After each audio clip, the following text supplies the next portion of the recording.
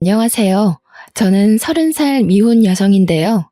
최근 결혼을 앞두고 완벽한 새 사람으로 거듭나길 기다리고 있어 행복한 날을 보내고 있답니다. 제가 이렇게 온전한 행복을 누리기까지 마냥 꽃길만 걸어왔던 사람은 아니에요. 다들 잘 될 사람은 다 잘 된다라는 말을 하곤 하지만 저는 누가 봐도 새 인생을 살기에 가망이 없는 사람 중 하나였습니다. 잘 될 사람은 다 잘 된다고 하셨나요? 물론 그런 사람들도 있겠죠. 하지만 꼭 그런 사람들만 잘 되라는 법은 없더라고요. 제가 행복을 느낄 수 있었던 건 정말로 기적처럼 귀인을 만났기 때문입니다. 세상살이 이런 일도 있을 수 있다는 걸 많은 분들이 알았으면 좋겠다는 마음에 글을 쓰게 되었네요. 세상에서 가장 모진 처벌이 아마 부모 없이 삶을 전전해야 하는 고아의 신세가 아닌가 싶습니다. 아무래도 제가 전생에 큰 죄라도 지었나 봐요. 부모의 얼굴을 똑똑히 기억하는데도 불구하고 결국 고아라는 것이 한동안은 저를 굉장히 괴롭게 했습니다. 고아라는 서름은 누구한테 동정받는 것조차 어렵습니다. 오히려 이 사실이 다른 사람을 불편하게 만들기도 하죠. 저는 부모님이 저를 포기했다는 것도 처음엔 알지 못했습니다. 지나서 나이를 조금 더 먹다 보니까 부모님이 일부러 나를 놓았다는 걸 알게 되었어요. 그냥 태어나기만 했을 뿐인데 제가 왜 그렇게 가혹한 현실을 견뎌야 했는지. 당시에는 모든 걸 부모님 탓하며 원망을 많이 했습니다. 너무 어릴 적 기억이라 자세한 기억은 잘 안 나지만 부모님 형편이 아주 가난했다는 건 절대 잊을 수 없는 기억으로 남았는데요. 그런 형편에서 실수로 제가 태어났다는 것 정도는 귀에 피딱지가 앉을 정도로 많이 들어서 알고 있어요. 부모님은 혼인신고도 안 한 채 동거만 하면서 저를 키웠고요. 저만 집에 두고 거의 매일 외박을 했습니다. 부모님은 저를 혼자 내버려 두면서도 누구 하나 걱정하지를 않았어요. 엄마 아빠가 보고 싶었지만 태어날 때부터 이러한 환경에서 자랐기에 다 그렇게 사는 줄 알았습니다. 집에서 거지처럼 살아본 사람이 저 말고 또 있을까 싶네요. 엄마 젖을 먹어야 하는 나이는 기억이 나질 않아서 어떻게 살았는지 전혀 모르겠고 적어도 제 기억이 닿는 데까지가 남들 유치원 가는 나이였는데요. 물론 저는 유치원도 안 다녔습니다. 부모님이 제가 몇 살인 줄도 몰랐을 텐데 유치원 가는 걸 챙겼을 리 없잖아요. 저는 부모님이 없는 매일 동안 냉장고를 뒤져 눈에 보이는 걸 아무거나 집어먹으며 허기를 달랬어요. 당시 저는 제가 뭘 먹는지도 모르고 마구잡이고 입에 넣기만 했던 것 같아요. 입에 넣고 배가 부르면 살 수는 있지 않습니까? 맛있어서 먹는 밥은 제게 사치였고 저는 그렇게 의식주를 해결했습니다. 부모님이 일주일에 한두 번만 귀가를 했으니 그동안엔 저 혼자 아무것도 안 하고 먹고 자기만 하면서 집벌레처럼 집을 지켰어요. 특히 부모님이 없을 때마다 한 번씩 모르는 아줌마가 찾아왔는데 어린 나이에는 그게 그렇게 무섭더라고요. 밖에서 나쁜 인사를 하며 문을 세게 두들기는 사람은 다름 아닌 집주인 아줌마였습니다. 어린 마음에 저는 부모님이 집에 없는 것보다 그 아줌마가 더 무서웠던 걸로 압니다. 아줌마는 늘 저희 부모님의 돈을 떼먹으러 왔는데요. 지나고 나서 생각해보면 그건 돈을 떼어먹는 게 아니라 부모님이 관리비랑 방세를 안 내니까 독촉을 하는 거였어요. 집주인 아줌마도 피해자 입장에서 애가 타는 마음에 그렇게 악마처럼 무섭게 행동하셨던 거죠. 그래도 부모님이 두세 달 월세를 한 번에 내더라도 내긴 냈어요. 관리비도 그런 식으로 몰아서 냈고요. 저한테 일절 부모 노릇을 안 했기에 아마 제가 묵고 있는 집이라도 유지하는 게 그나마 자기 자식을 위한 최대의 자비였지 않나 생각이 듭니다. 그리고 그 방이 남들 발길 안 닿는 곳이라서 집을 내놓는다고 해도 팔리지도 않는 집이었을 겁니다. 그래서 집주인 아줌마도 우리 부모님을 닥달하면서 계속 내버려 두지 않았나 싶네요. 저는 태어난 이후 집 앞 말고는 바깥을 나가본 적이 없었고 초등학교도 못 가서 그렇게 집에만 있었습니다. 그러다 제 나이 10살이 되었을 때 부모님 둘 다 같이 집에 머문 적이 있는데요. 그날이 제겐 가장 기쁘고 또 가장 슬픈 날이기도 했습니다. 부모님이 케이크를 사들고 왔더라고요. 당시 제 눈에는 그게 그냥 예쁜 빵이었습니다. 당연히 생일을 챙겨주는 사람이 없었으니까 케이크가 생일 축하하기 위해 쓰이는 빵인지도 모르고 있었던 거죠. 부모님 말로는 빵이라고 하길래 되게 예쁘게 생겨서 신기하게 봤던 기억만 나네요. 그렇다고 그날이 제 생일은 아니었던 걸로 압니다. 저는 난생 처음으로 부모님과 같이 하는 밥을 먹었어요. 행복이라는 걸 잘 몰랐는데 그때 느낀 즐거움이 행복이었던 것 같기도 해요. 부모님은 한 번씩 싸울랑말랑 아슬한 대화를 나눴어도 그날만큼은 참으며 싸우지 않았습니다. 그리고 엄마가 제게 선물이라면서 상자 하나를 주었는데요.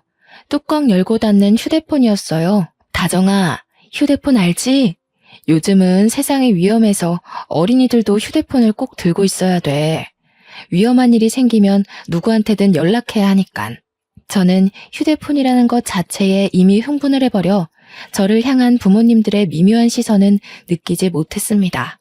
아마 부모님 둘이서 저만 모르는 시그널을 주고 받았었겠죠. 그 눈빛을 알아보는 나이였다면 지금보다 더 어렵게 제 몸을 건사시키지 않았을까 싶어요. 엄마는 제게 휴대폰 사용에 대해 설명을 자세히 해주었습니다. 그렇게 휴대폰을 향한 저의 호기심은 주위를 향한 눈을 죄다 닫게 만들었고 최고의 행복을 누리도록 했네요. 부모님이 어떤 의도로 이걸 제게 사주었는지는 까맣게 몰랐던 거예요. 마냥 설레는 마음으로 그날 밤새도록 휴대폰을 만졌던 기억이 납니다. 반지하인 집에서 한 번씩 집 밖에 나가 근처만 구경을 했던 적이 있었는데 그때 학교 다니는 애들이 휴대폰으로 게임하는 걸 봐서 저도 그걸 무척 해보고 싶었거든요. 게임을 찾는데도 참 오래 걸렸습니다. 저는 공부를 해본 적이 없는 아이기 때문에 글자를 모르잖아요. 대충 그림만 보고 밤새도록 하나를 다운받기 위해 고군분투했었어요. 그러다 언제 잤는지도 기억 안 날 만큼 새벽 늦게 까무룩 잠이 들었고 저는 그대로 고아가 되었습니다. 당시에는 말씀드렸다시피 바로 자각하지 못했어요. 엄마 아빠가 집에 안 들어오는 건 제게 너무 익숙한 사실이었거든요. 이젠 휴대폰이란 친구가 새로 생겼으니 글자랑 숫자와 씨름하며 놀기 바빴습니다. 그러나 부모님이 아무리 집에 안 오더라도 적어도 한 달에 두세 번은 왔는데 어느 순간부터 발길이 더 끊어졌다는 걸 알았죠. 그때만 해도 나중에 오겠지, 내일은 오겠지 하면서 사태의 심각성을 모르고 기다렸습니다. 더 이상 냉장고에서 꺼내 먹을 음식도 없었고 관리비랑 월세는 쌓이기만 할 뿐 해결되지 않았어요. 그렇게 체감상 반개월이 지났을 때쯤 누군가 집 문을 뜯는 소리가 났어요. 집에 혼자 있던 저는 놀라서 방문 뒤로 숨었는데 집주인 아줌마가 열쇠공을 부른 거였더군요. 세상에나, 집꼬라지가 이게 뭐야? 어이 꼬마야, 너희 부모님 어디 있니? 내가 더는 사정 못 봐준다. 그래도 두세 달에 월세 몰아서 내길래 젊은 부부가 어렵게 산다고 생각하고 이해해 주려고 했는데 6개월은 우리도 힘들어. 화가 난 집주인이 무서워서 저는 집주인 아줌마를 피해 그 집을 도망쳐 나왔습니다. 저는 그날로 집까지 잃은 고아가 된 거였죠. 옷도 잠옷밖에 없어서 엄마 가디건 걸친 게 다였어요. 신발도 부모님이 사준 적 없으니까 그나마 발이 작았던 엄마 슬리퍼를 신고 나왔네요. 그렇게 날이 지도록 빈민가를 돌아다녔던 저는 밤냄새 솔솔 나는 생선구이 가게를 발견하고 말았습니다. 아침에 집을 나와 저녁까지 돌아다녔으니 배가 고플 만도 하잖아요. 한참 클 나이니까 소화도 빨랐을 테고. 저는 맛있는 냄새가 나는 그 유혹을 지나치지 못하고 그곳 주위를 서성거렸습니다. 사람들이 들락날락하는 걸 한참 동안 눈치만 보다가 가게 문 닫을 시간에 슬금슬금 들어갔어요. 어이구 어쩐다니? 지금은 장사 끝났는데. 그런데 아가야, 설마 너 혼자 온 거니? 부모님은 어쩌고 이 추운 날씨에 그러고 왔어? 부모님 어디 있는지 몰라요. 근데 혹시 밥 비싸요? 이거 엄마가 비싼 거라고 했는데 먹을 거랑 바꾸면 안 될까요? 제가 너무 배고파서 그래요. 제가 그때 가게 아줌마한테 보여드린 건 휴대폰이었습니다. 엄마가 비싼 거니까 잃어버리면 안 된다고 했던 말을 기억해서 아줌마한테 돈 대신 주려고 했던 것 같아요. 그게 비싼 걸 쓸 리가 없을 텐데 말이죠. 아줌마는 두 손으로 그걸 내미는 저를 한참이나 바라보셨는데요.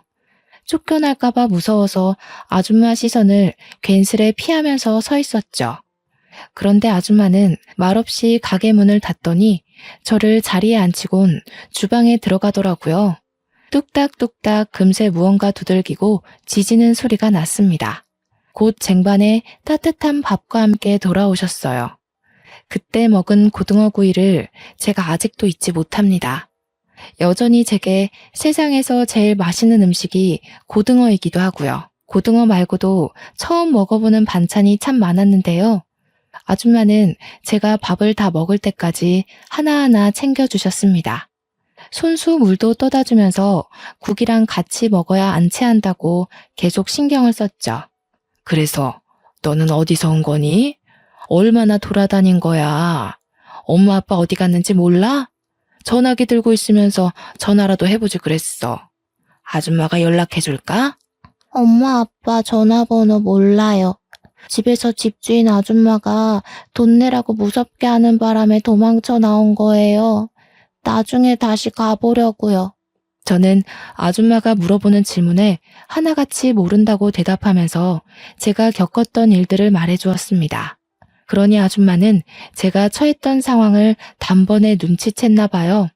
저는 밥을 다 먹은 후 아줌마 손을 잡고서 경찰서로 갔습니다. 집에 데려다주는 줄 알았는데 경찰서를 간 거라 좀 더 무서웠네요. 아줌마의 부탁으로 경찰은 저를 실종 신고하려고 제게 부모에 대해 물었지만 그때서야 저는 부모님 이름도 모른다는 걸 알게 되었어요. 부모님 얼굴만 알지 정작 부모님에 대한 신상 정보를 아무것도 모르고 있었습니다. 나이도 몰랐는데 경찰이 제 출생신고 기록을 보고서 10살이라고 말해주어 그때부터 나이를 세기 시작했어요. 결국 아무런 정보도 알지 못한 채 경찰은 제 이름과 나이 인상착의만 보고 저는 실종 미아 신고 접수를 했을 겁니다. 내내 제 곁을 지켜주고 있던 아줌마는 제가 글자도 모르고 숫자도 모르고 몸만 컸지 배움은 유치원 애들보다 못하다는 걸 알게 되었는데요. 일단 제 부모를 찾겠다는 신고 접수는 들어갔는데 그동안 저를 어디 둬야 하나 그 고민을 다 같이 했었어요. 경찰이 아동보호소를 알아봐줬는데 그렇게 찾은 곳이 바로 보육원이었습니다. 일단 밤이 늦었기에 아줌마 뜻에 따라 저는 아줌마 집에 가서 하룻밤 신세를 지게 되었어요. 그러고 다음날 꿀맛 같은 아침밥을 먹고서 아줌마 손을 잡고 보육원을 갔죠.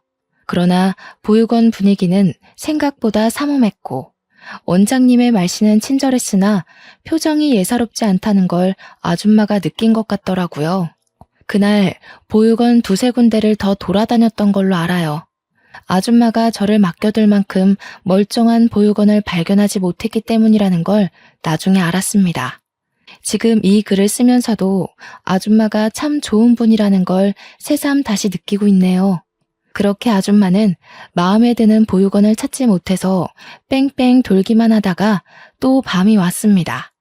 아줌마와 하룻밤을 더 보내게 되었는데 저는 당시 다른 건 몰랐고 그저 고등어를 또 먹게 되었다는 사실에 기쁘기만 했어요. 그리고 그날 밤 집에 돌아오는 길에 아줌마가 사줬던 새 내복을 입고서 아줌마 옆자리에 누웠는데요. 아줌마가 제게 정말 고마운 제안을 하는 거 아니겠습니까?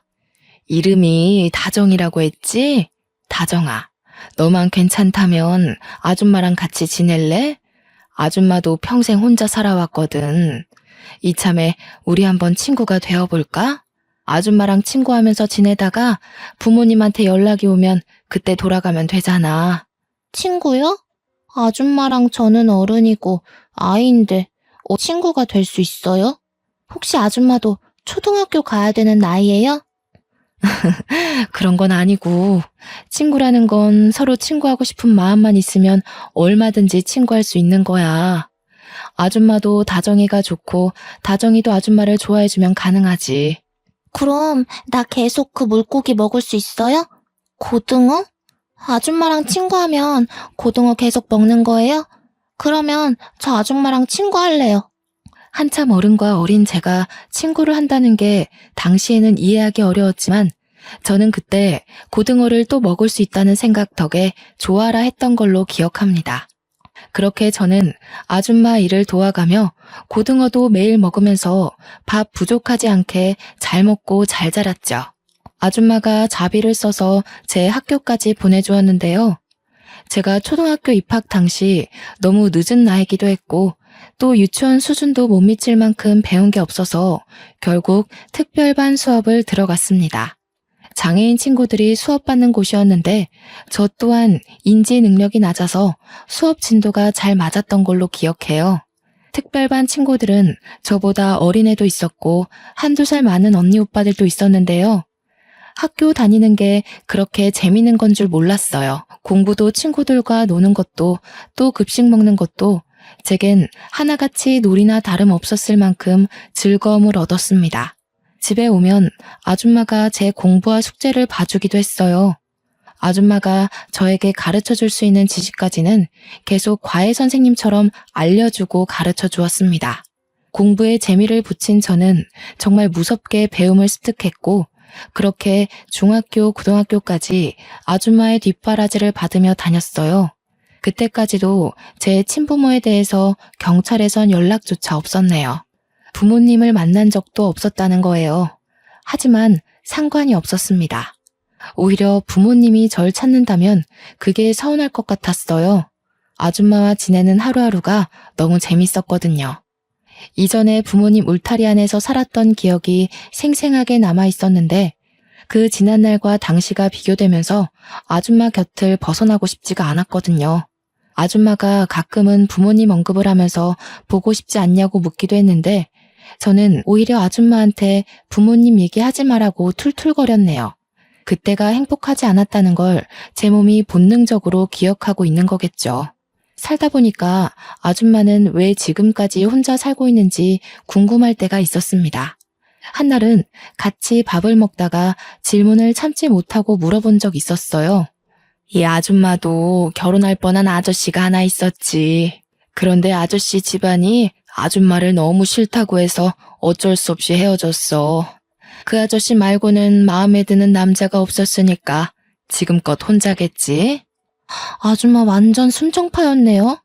젊을 때 만난 인연이면 되게 오래된 기억인데 그 아저씨 얼굴이 아직도 기억나요? 나는 내 부모 얼굴도 거의 다 까먹어버렸는데.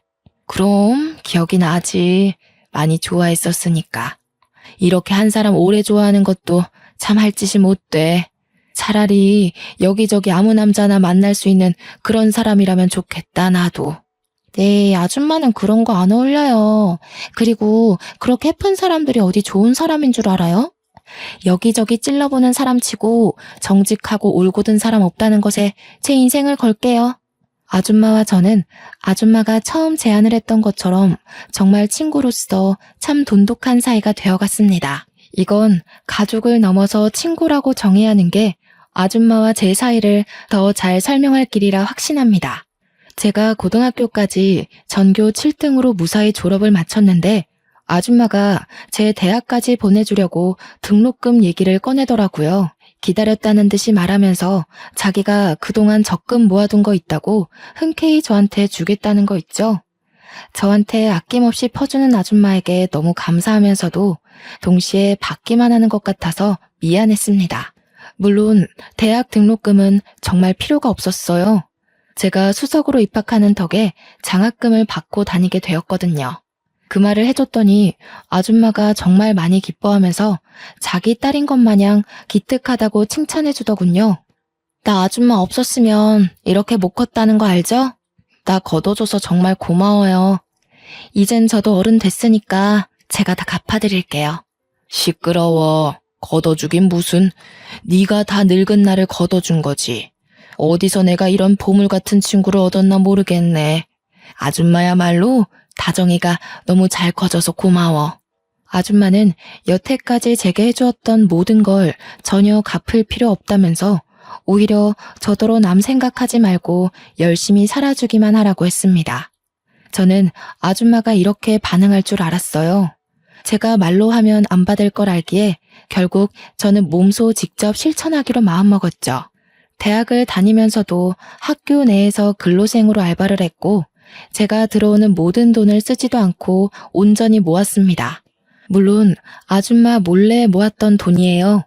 나름 명석 있는 대학에서 경영과를 졸업한 저는 대기업에 지원할 수 있는 능력이 되었지만 제가 선택한 길은 이번에 새로 성장해 가고 있는 신생 기업이었습니다. 왠지 모르게 그쪽 기업이 추구하는 방향과 제 가치관이 잘 맞는 느낌이었거든요. 계속 그곳으로 눈이 가길래 과감하게 지원서를 냈고 단번에 합격을 했죠. 친구들은 아직도 저보고 왜 대기업 갈 스펙으로 중소기업을 가냐면서 잔소리를 하곤 합니다. 취업을 하고 나서도 저는 급여를 차곡차곡 모았습니다. 처음에는 돈 모으는 목적이 딱히 없어서 이 돈을 모아 아줌마 노후가 편하도록 지원해줄 생각이었는데 모으다 보니까 목표가 달라지더라고요. 아줌마에게 꼭 해주고 싶은 선물이 따로 있었습니다. 저는 한동안 부동산을 돌아다니며 건물을 보고 다녔어요. 그러다 1층이 상가, 2층이 주택인 매물을 어렵게 찾아서 매입을 했죠. 아줌마 명의로 그 건물을 계약했습니다. 아주 자그마한 건물이었지만 그래도 당시 살고 있던 빈민촌보다는 제 직장과 가까워서 아줌마와 같이 사는 것이 좀 더 윤택해질 거라 생각이 들었어요.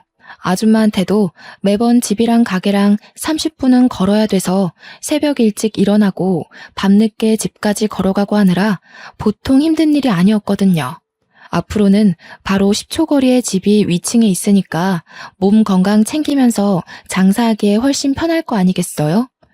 아줌마가 제게 학교도 보내주고 밥도 먹여주고 재워주고 입혀주고 부모가 해줘야 할 의무를 선뜻 베풀어준 선의보다는 못한 보답이지만 그건 앞으로의 시간도 많으니까 계속해서 보답하는 마음으로 살겠다고 다짐했죠. 저는 무작정 아줌마를 데리고 건물까지 갔어요. 일체 설명 하나 안 해주고 직접 눈으로 보여줬더니 아줌마가 처음엔 어리둥절해 하더라고요. 앞으로 우리가 함께할 새 보금자리예요. 아줌마 명의로 계약했으니까 아줌마 가게인 건 똑같아요. 저 계속 아줌마 옆에 껌딱지처럼 붙어 있으려고 주는 뇌물이니까 부담 느끼지 말고 받아줘요. 세상에나, 네가 돈이 어디 있다고 이런 걸 샀어. 뭐하러 이렇게까지 해? 어떻게 물을 수 없어? 내가 너한테 이걸 어떻게 받니? 나 아줌마한테 이렇게 해주려고 뼈 빠지게 일해서 모은 거예요. 우리 친구라면서요. 세상에 받기만 하는 친구가 어딨대요? 저도 아줌마한테 친구로서 쏘는 건데요. 아줌마는 제 마음에 감동받아 결국 눈물을 보였고 그날 너무할 정도로 많이 울면서 제게 고마워했습니다. 그렇게 저희는 빈민촌에서 도심으로 이사를 해 새로 장사를 시작하였어요. 아줌마 가게에 단골이 좀 있었던지라 갑작스레 가게 문을 닫게 된 사정과 전화번호를 종이에 써서 남겨놓고 그곳을 떠났네요. 아줌마에게도 저에게도 원래 있던 가게 위치가 참 다양한 추억이 깃든 곳이라서 솔직히 발걸음 떼기가 좀 무거웠습니다. 그래도 새로 시작할 미래만 생각하자는 다짐을 하며 새 집으로 이삿짐 정리했어요. 저는 머리가 좀 크고 나서부터 생각했던 건데 아줌마 손맛이 대중적일 거라 예상을 했었습니다. 그래서 위치를 이전하더라도 분명 인기가 장난 아닐 거라고 기대했죠. 역시나 학원가에 위치했던 가게는 금방 입소문을 탔고 특히나 고등어 구이가 가장 인기 많았어요. 저희 가게는 줄 서서 찾는 식당이 되었을 정도로 엄마 손맛이라 소문이 난 식당이 되어버렸는데요. 저도 아줌마 혼자 하고 있는 일을 도와주기 위해서 항상 칼같이 퇴근을 했습니다. 한날은 마감할 때쯤에 아줌마가 주방에서 손 닦으면서 나오더니 제게 웬 명함을 주더라고요. 이거 다정이 네 회사 아니니? 웬 캐스팅 매니저라면서 우리 가게에 투자하고 싶다고 찾아왔었어.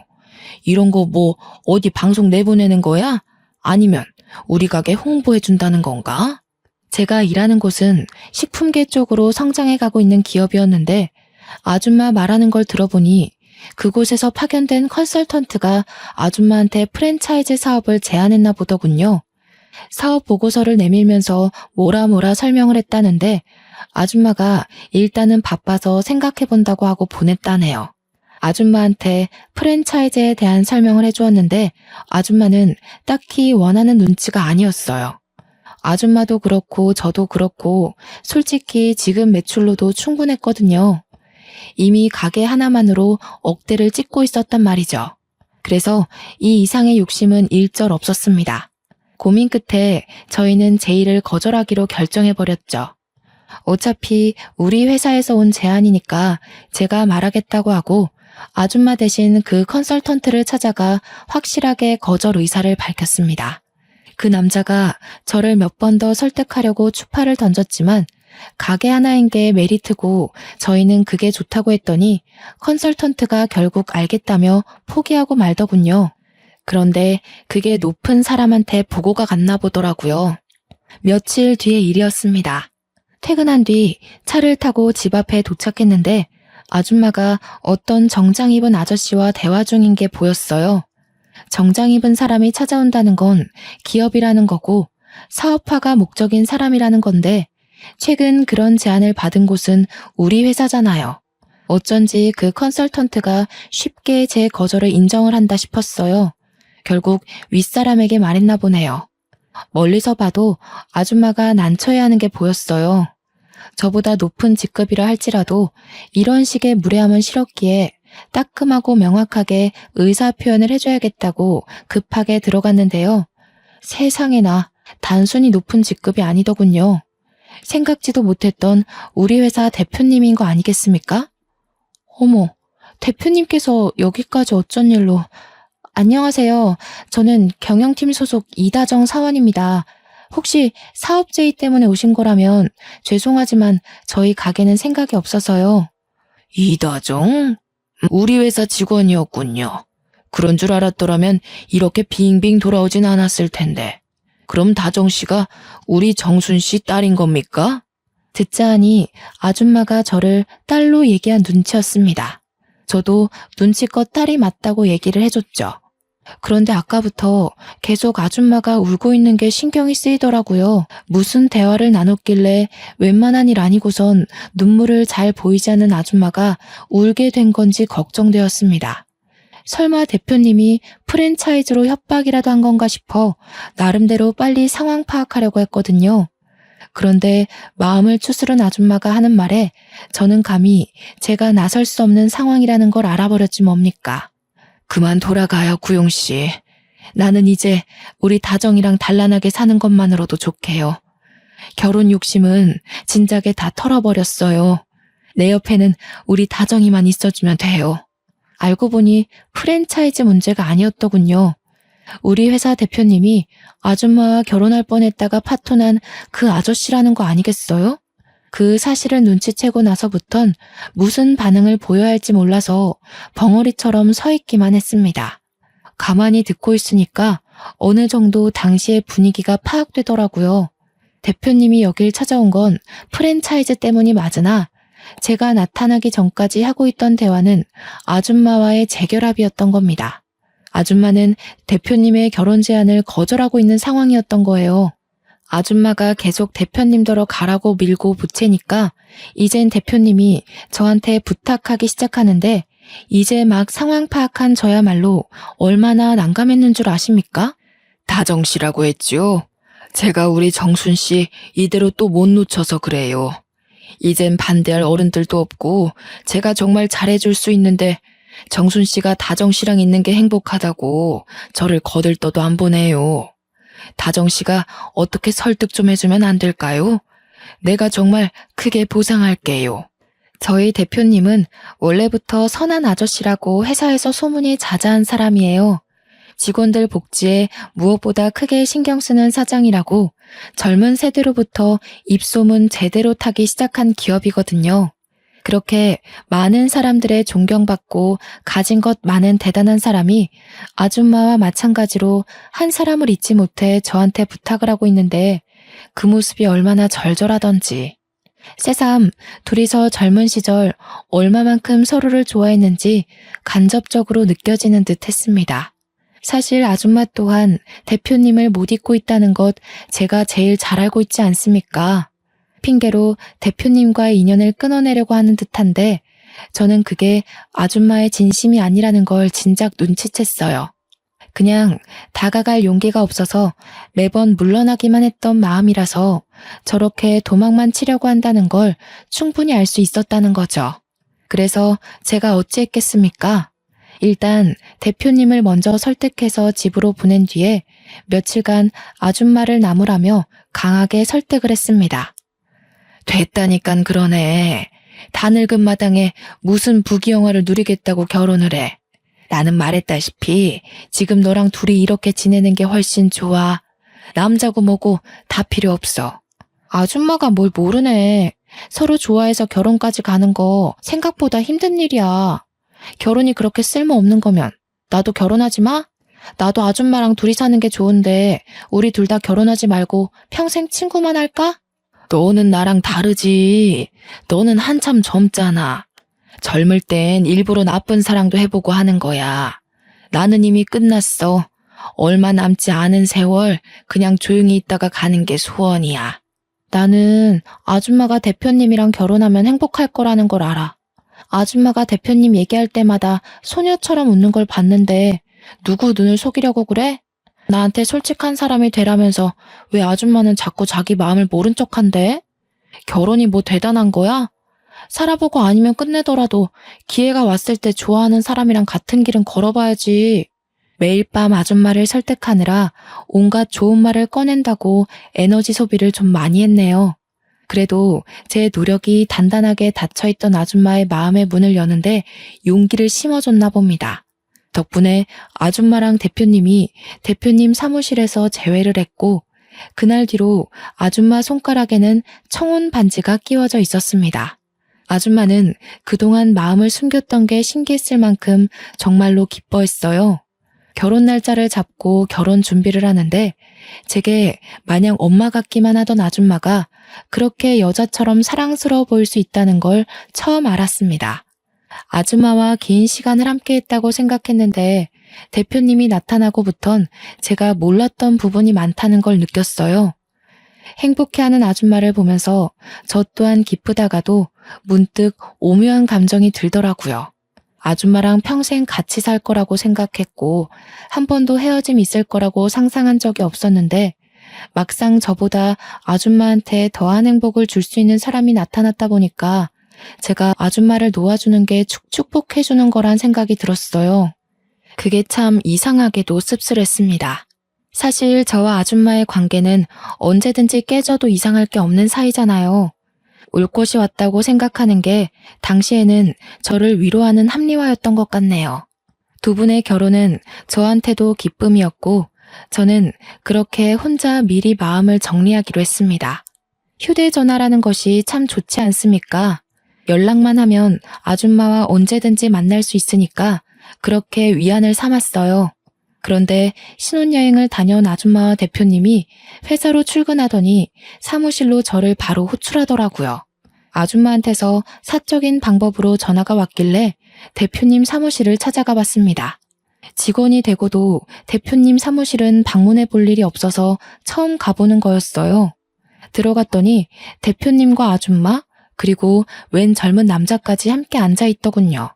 그 남자의 얼굴이 좀 낯익었는데 알고 보니 아줌마한테 프랜차이즈 사업을 제안하러 찾아왔었던 그때 그 컨설턴트인 거 아니겠습니까? 오, 다정씨, 이리 와서 앉아요. 우리 아들인데 둘이 이미 안면이 있을 거예요. 지난번 우리 아들이 제안했던 사업 보고서를 대차게 거절했다고 들었어요. 저는 대표님이 소개하는 그 남자가 아들이라는 소리에 상황 파악하느라 바로 대답을 못했습니다. 게다가 뜬금없이 자신의 아들을 소개해주는 대표님의 의도가 잘 이해되지 않았어요. 그러나 설명을 듣다 보니 대표님한테 이런저런 사연을 듣게 된 그 남자가 저를 알아보고 싶다고 했다는 거 아니겠습니까? 이렇게 인사드려서 죄송하네요. 사실 다정씨가 지난번 사업 계획 거절하러 찾아왔을 때 사실 연락처를 물어보고 싶었거든요. 그런데 다정 씨가 당시 제 말을 안 들어줄 것 같더라고요. 아마 첫 단추가 잘못 끼워졌던 탓이겠죠? 저는 그때 남자가 마냥 저를 설득하려고 자꾸 접근한다고 생각했었는데 그게 아니었나 봅니다. 남자의 얘기를 들어볼 생각도 안 하고 내내 지나가다 마주치면 피하기만 했거든요. 이 갑작스러운 전개에 당황스러워서 아무 말도 못하고 있는데 세 분이서 계속 제 대답을 기다리고 있는 눈치였습니다. 문득 이분들은 제 고아 신세를 모르고 있어서 이런 귀한 자리를 마련한 거겠지라는 생각이 들더라고요. 좋게 봐주신 마음은 너무 감사한데 제가 아무것도 가진 게 없는 사람이에요. 앞으로 회사가 더 커지면 간부들 이미지가 중요하잖아요. 제가 괜히 발목 잡은 꼴 만들고 싶진 않아요. 하지만 역시나 대표님은 소문대로 인품이 우수한 분이셨고 이미 아줌마에게 저와 같이 살게 된 스토리를 나누면서 자연스레 제가 어떤 사정이었는지 알고 계셨나 보더라고요. 내가 제일 싫어하는 부류가 어떤 사람인 줄 아십니까? 겉모습만 보고 그 사람의 모든 걸 매도하는 사람들이에요. 인사팀에다 신입 뽑을 때 최대한 유념해달라고 매년 부탁하고 있기도 하고요. 다정씨 같은 인재를 출신만으로 놓친다면 그건 아마 그런 사람들이 실수를 하고 있는 게 아닌가 싶은데 대표님이 해주는 좋은 말씀에 저는 위로를 넘어서 스스로에 대한 자부심까지 생겼습니다. 항상 당당하게 살면서도 고아라는 처지 때문에 작아질 때가 어쩔 수 없이 있었거든요. 그런데 결국 그건 내 잘못이 아니고 나를 바라보는 타인의 시선이 잘못된 것이란 걸 대표님을 통해서 확실히 인지하게 되었죠. 그렇게 저는 용기를 얻고 대표님 아들과 정식으로 연락처를 교환했습니다.